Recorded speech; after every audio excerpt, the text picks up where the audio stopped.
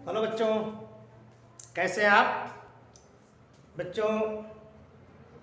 आज रसायन विज्ञान के फाइनल क्लास के लिए यानी कक्षा 12 के लिए केमिस्ट्री से सॉल्यूशन पार्ट का वीडियो लेकर के आए हैं।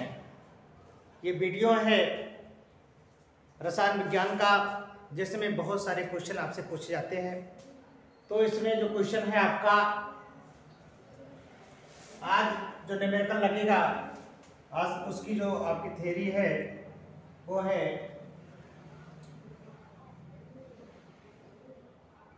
मोल प्रभाज। क्या है? मोल प्रभाज किसे कहते हैं और इसके न्यूमेरिकल आज लगाया जाएगा कि मोल प्रभाज को किस तरह से परिभाषित किया जाता है और इसके न्यूमेरिकल को किस तरह से लगाया जाता है। ठीक है बच्चों, तो आइए, मोल प्रभाज की अंग्रेजी होती है मोल फ्रैक्शन। इसको अंग्रेजी में कहते हैं मोल फ्रैक्शन। मोल फ्रैक्शन को कहते हैं मोल प्रभाज। ठीक है बच्चों, तो मोल प्रभाज क्या होता है?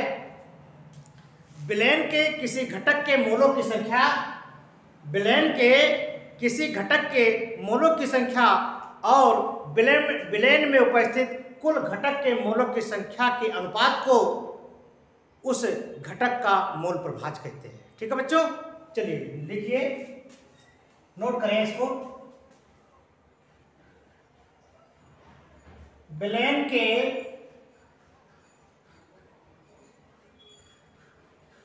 किसी घटक के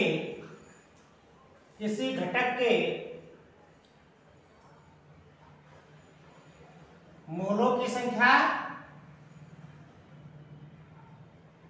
एवं विलेन के किसी घटक के मोलों की संख्या और विलेन में उपस्थित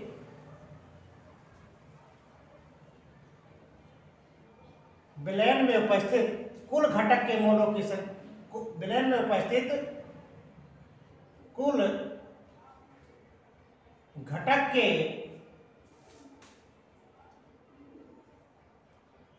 मोलों के संख्याओं के अनुपात को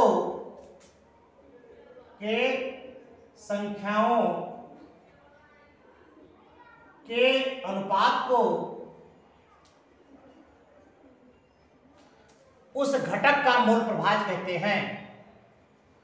उस घटक का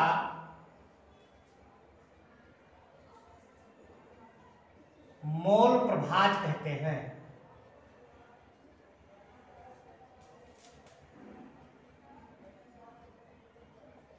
समझ में आई? मोल प्रभाज किसे कहते हैं? विलेन के किसी घटक के मोलों की संख्या और विलेन में उपस्थित कुल घटक के मोलों की संख्याओं के अनुपात को उस घटक का मोल प्रभाज कहते हैं। ठीक है बच्चों, आप जानते हैं कि विलेन में विलेय और विलायक दो घटक होते हैं। मान लीजिए एक द्विअंगी विलेन है,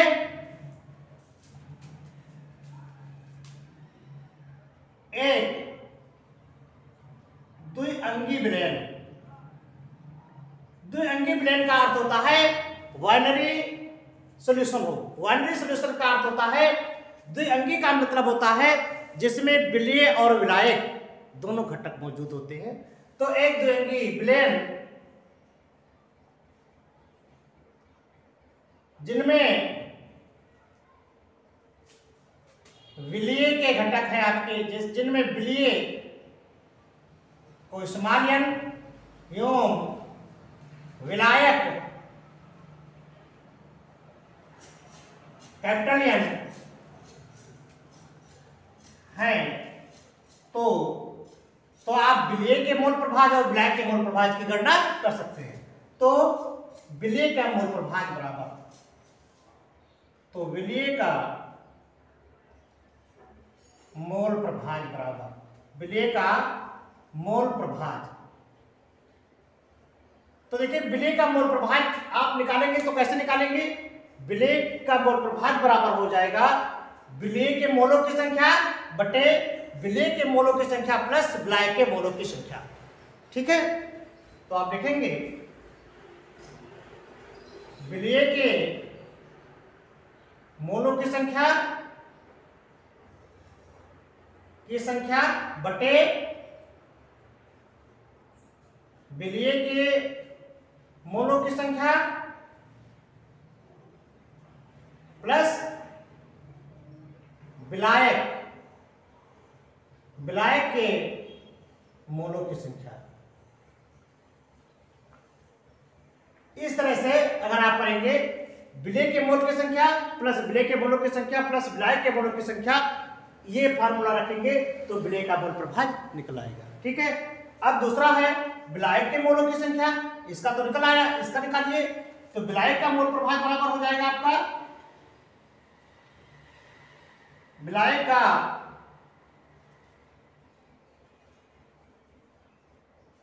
मोल प्रभाज बराबर। तो जहां पर आप लिखे थे विलय का मोल प्रभाज बराबर, तो माने विलय के मोलों की संख्या होती। तो ठीक इसी प्रकार से जब विलायक का निकाला जाता है तो विलायक के मोलों की संख्या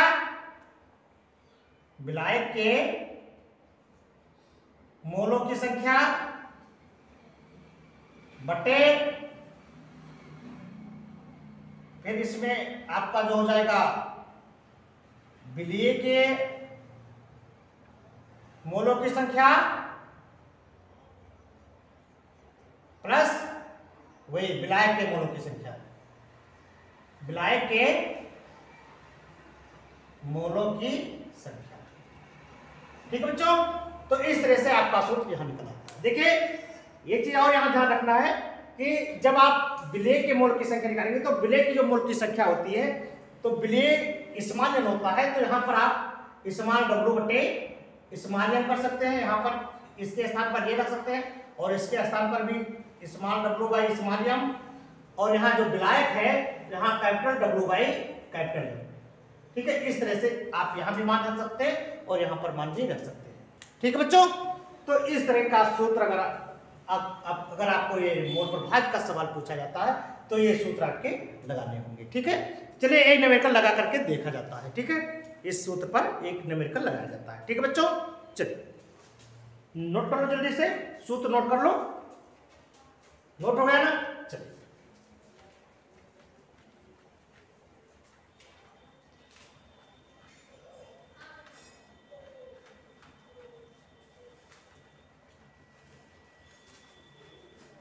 नोट करिए। एक सवाल है,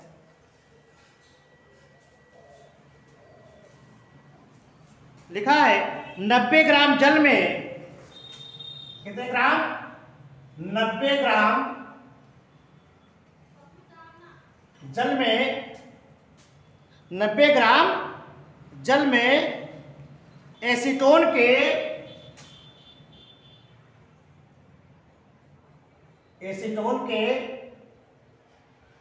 5.8 ग्राम, कितने?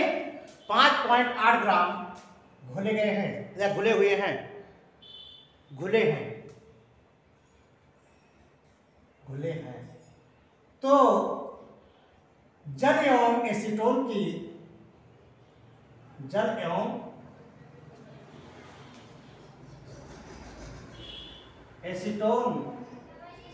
के मोल प्रभाज की गणना करो।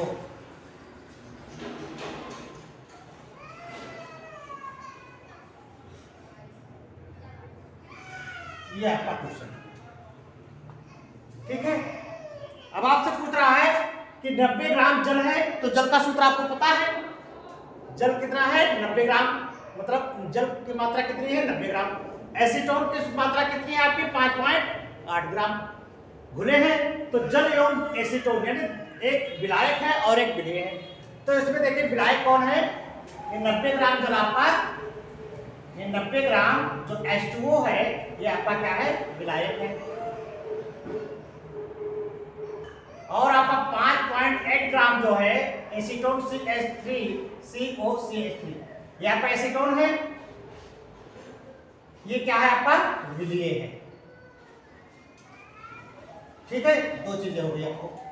यहां पर देखें एक चीज मिल गया, ये विलेय आपको मिल गया कि 5.8 ग्राम विलेय है और 90 ग्राम आपका जल है, ये आपका विलायक है। इसमें इसको घोला गया है। क्लियर? तो आपको मोल प्रभाज की गणना करनी है। तो आपको बताया गया है कि विलेय के मोलों की संख्या बटे विलेय के मोलों की संख्या प्लस विलायक के मोलों की संख्या। तो आप जिसका भी निकालना है पहले सबसे पहले मोल की संख्या को निकालना होगा, यानी मोल की संख्या आप यहां लिखें विलेय के मोल प्रभाज, विलेय का मोल प्रभाज निकालिए। विलेय का, तो विलेय कौन है आपका, कौन है एसीटोन, तो आप लिखेंगे एसीटोन का मोल प्रभाज करना, एसीटोन का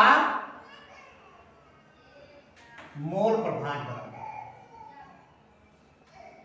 तो एसीटोन का मोल प्रभाज निकाल दीजिए। तो एसीटोन के मोलों की संख्या, एसीटोन के मोलों की संख्या एसीटोन की मोलों की संख्या बटे क्या है एसीटोन के मोलों की संख्या प्लस किसके विलायक कौन है, जल के मोलों की संख्या, जल के मोलों की संख्या, ये आपको सूत्र में रख देना है। ठीक है बच्चों, तो एक चीज आप यहां पर और ध्यान रखें कि जहां पर भी मोल की संख्या पूछी जा रही है, जहां आप लिख रहे हैं यहां पर लिख ले मोलों की संख्या बराबर होती है, मोलों की संख्या बराबर होती है भार बटे अणुभार की, भार बटे अणुभार की, यानी W/M, W/M होता है। तो देखिए जितना भी अब चाहे विलेय का भार पूछा जाए, अगर विलेय का आप निकाल रहे हैं तो विलेय का भार बटे विलेय का अणुभार होगा, विलायक का निकाल रहे हैं तो विलायक का भार बटे विलायक का अणुभार होगा। ठीक है, ये तो आप क्वेश्चन के अनुसार चलेंगे। तो यहाँ पर लिखा एसीटोन के मोल प्रभाज बराबर एसीटोन के मोलों की संख्या बटे एसीटोन के मोलों की संख्या प्लस जल के मोलों की संख्या। तो आप एक काम करें पहले कि मोलों की संख्या को निकाल लें। ठीक है, तो यहां पर आप पहले जल के मोलों की संख्या निकाल लें और एसीटोन के मोलों की संख्या निकाल लें। तो लिखिए एसीटोन के मोलों की संख्या, एसीटोन के मोलों की संख्या, मोलों की संख्या। तो एसीटोन के मोलों की संख्या निकालेंगे तो क्या होगा, एसीटोन का भार और एसीटोन का अणुभार। तो एसीटोन का भार कितना है आपका 5.8 ग्राम, और इसका आपका जो एसीटोन का जो भार होता है मतलब अणुभार होता है कितना है 58। नहीं आता है तो आप निकाल लें, इधर यहां निकाल देते हैं हम आपको, यहां देखिए CH3COCH3 एसीटोन है। तो 1 2 3 कार्बन जुड़े हैं, तो कार्बन के होते 12, तो 12 से 36 आपके कार्बन होगा, 3 और 3 6 आपका हाइड्रोजन का हो गया और ऑक्सीजन का 16। तो 3 3 6 और 6 6 12 6 18 के 8, 3 और 3 3 1 4 1 5 58 हुआ ना। ये आपका हुआ निकलाया भार, अणुभार। क्या निकलाया अणुभार, कितना 58, आपका 58 निकलाया। तो ये आपका भार है, ये आपका अणुभार है। तो देखिए यहाँ आपका 5.8 ग्राम एसीटोन गुना था, तो ये आपका भार हो गया, इसे कहते हैं भार। ये आपका है भार और ये क्या है अणुभार, क्या है आपका अणुभार। ठीक है, तो अब आप इसको सरल कैसे करेंगे, देखिए यहाँ पर एक अंक के बाद दशमलव, यहाँ पर दशमलव नहीं है, तो इस दशमलव को हटा देंगे तो यहाँ पर एक जीरो बढ़ा देंगे। तो अब आप काट दें 58 एकम 58, 58 एकम 58, 1 0 10 हो गया। ठीक है, तो आया ये, इसका मान आया आपका कितना बराबर 1/10। अब इसको आप सरल करेंगे तो 0.1 आएगा, यानी एसीटोन के मोल की संख्या आपको पता होगी कितनी है, 0.1 आ गई। ठीक है, अब आप इसी तरह से जल के भी मोलों की संख्या ज्ञात कीजिए। अब देखिए जल के मोलों की संख्या, जल के मोलों की संख्या ज्ञात कीजिए। तो जिस तरह से आपने इसको लिखा था भार बटे अणुभार, तो इसको भी आप देखिए कितने ग्राम भार है इसका, 90 ग्राम भार है आपका, और इसमें अणुभार कितना है आपका 18 है। जल का अणुभार निकाल लीजिए। जल का अणुभार निकालने के लिए क्या करेंगे आप, H2O है तो वो का कितना होता है 16 और हाइड्रोजन का 2, तो 16 2 18, कितना हो गया आपका 18। तो ये आपका हुआ भार और ये हुआ आपका अणुभार। क्लियर। तो अब आप 90/18 को सरलीकृत कर दीजिए। तो 90/18 को 18 कम 18 और 18 पंचे 90, ये बराबर हो गया 5। अब देखिए यहाँ पर एक चीज क्लियर हो गया कि जल के मोलों की संख्या आपकी कितनी है, 5 है, और एसीटोन के मोलों की संख्या 0.1 है। ठीक है, क्योंकि जब आप मोल प्रभाज लगाएंगे तो विलेय और विलायक दोनों के मोलों की संख्या को जोड़ना होगा। तो आप जब दोनों की संख्याओं को जोड़ देंगे तभी आपका ये न्यूमेरिकल लग पाएगा। तो इसलिए दोनों के मोलों की संख्या को निकालना आपको जरूरी है। तो आपने यहाँ पर निकाल लिया एसीटोन का 0.1 और जल के मोल की संख्या हुई 5.5। ठीक है, अब आपको ये चीज पता हो गया। ठीक है, आप यहाँ चाहे तो लिख सकते हैं कि इसके जो है ये आपका जो विलायक है जल का है, जल के मोलों की संख्या कितनी है, यहाँ पर है 5, और इसके जो एसीटोन है, एसीटोन के मोलों की संख्या कितनी है 0.1। ये दो चीज आपको मालूम हो गई। ठीक है, अब आप मोल प्रभाज निकालें।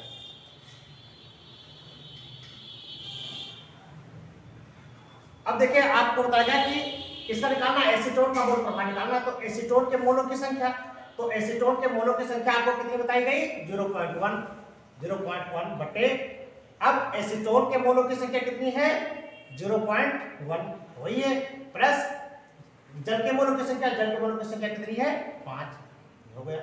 तो ये कितना होगा 0.1 बटे 5 में 0.1 जोड़ेंगे तो ये हो जाएगा 5.1, 5.1 हो गया। अब आप क्या करेंगे कि एक अंक बाद दशमलव यहाँ, एक अंक बाद दशमलव, तो दशमलव को हटा देंगे, दशमलव को हटा देंगे। जब दशमलव को हटा देंगे तो क्या हो जाएगा, ये बना 1 और ये बना 51, यानी 51 से भाग कर दीजिए किसको 1। तो क्या होगा, दशमलव लगाइए, 0 बढ़ाइए, जाएगा नहीं, 0 बाहर ले जाओ,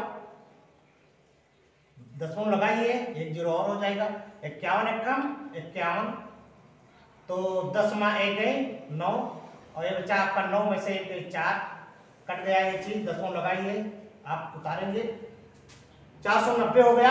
अब 9 5 45 9 ले जाओ, 5 9 कम 9 9 5 45, 10 में से 1 9 गई 1, और ये बचा आपका 8 8 में से 5 गई, 8 में से 5 गई 3 कट गया, दशमलव लगाइए, 0 बढ़ाओ।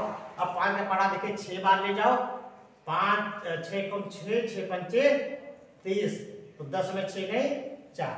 ठीक है, तो ये आपका आ गया 0.00196। इसका मान आया कितना, ये बराबर हो गया आपका, बराबर कीजिए, बराबर 0.0196। ठीक है, समझे, ये आया मोल प्रभाज इसका, किसका, ग्राम प्रति मोल या मोल प्रति किलोग्राम या मोल प्रति किलोग्राम। ठीक है, अब अगला देखिए, ये आपका निकल आया, क्या आया, मोल प्रति किलोग्राम। ठीक है, अगला देखिए मोल प्रभाज निकालिए किसका, अब एसीटोन का हो गया। ठीक इसी तरह से आप जल का भी निकाल सकते हो, चलो निकाल लो, और क्या मिटाल दे, चलो मिटाल दे, नोट कर लो जल्दी से तब निकाल दे। जिस तरह से एसीटोन के मोल प्रभाज निकालने हैं, ठीक इसी प्रकार से जल के भी मोल प्रभाज आपको निकाल देने हैं। ठीक है, मिटाल दे,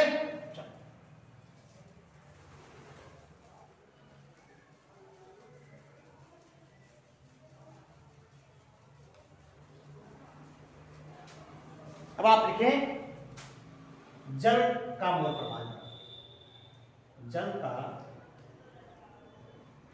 मोल प्रभाज। तो जल का मोल प्रभाज यानी जल के मोलों की संख्या,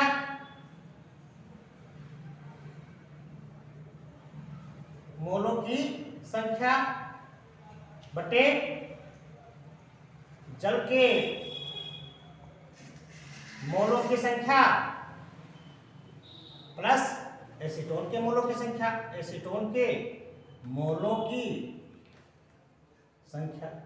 ठीक है बच्चों, तो अब आपने निकाला है जल के मोल की संख्या कितनी है 5, जल के मोल की संख्या कितनी है 5, और इसकी जल के मोल की संख्या 5 धन 0.1, तो क्या हो जाएगा 5 बट्टे 5.1 हो गया। देखिए यहाँ पर 51 है, इसको आप दशमलव हटाइए, यहाँ पर 0 बढ़ा दीजिए, ये आया 50। ठीक है, कितना आया 50 बटा 51। अब आप सरल कर लीजिए, यानी 51 से